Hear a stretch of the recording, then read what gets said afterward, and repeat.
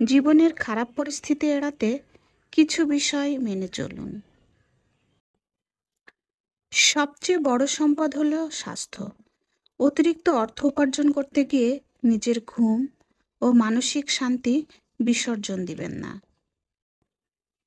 জীবনের জরুরি অবস্থায় বা খারাপ পরিস্থিতির জন্য সবসময়ই কিছু টাকা জমিয়ে রাখবেন, না হলে দিশেহারা হয়ে যাবেন।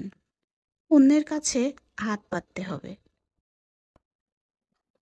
সবসময় চেষ্টা করুন একাধিক আয়ের উৎস কিভাবে তৈরি করা যায়। কৃতজ্ঞতা প্রকাশ করতে দ্বিধা করবেন না।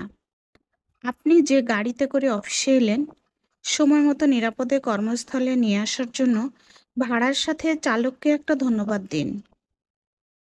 দৈনন্দিন জীবনে কৃতজ্ঞতা প্রকাশ করার চর্চা করুন। নিজের সুখের চাবিকাঠি যতটা সম্ভব নিজের কাছেই রাখুন। নিজের জন্য নিজে যথেষ্ট হন। নিজে কিসে খুশি হবেন তাতে নজর দিন। খারাপ সময়কে সহজ স্বাভাবিকভাবে নিন। পৃথিবীতে কোনো মানুষের জীবন কেবল সফলতা বা কেবল সুসময় দিয়ে লেখা হয় না। ভালো মন্দ উভয়ই জীবনের স্বাভাবিক অংশ।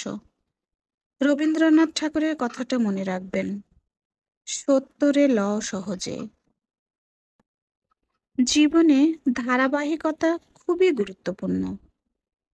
একদিন অনেক কাজ করলেন, তারপর 3 দিন আপনার খবর নেই।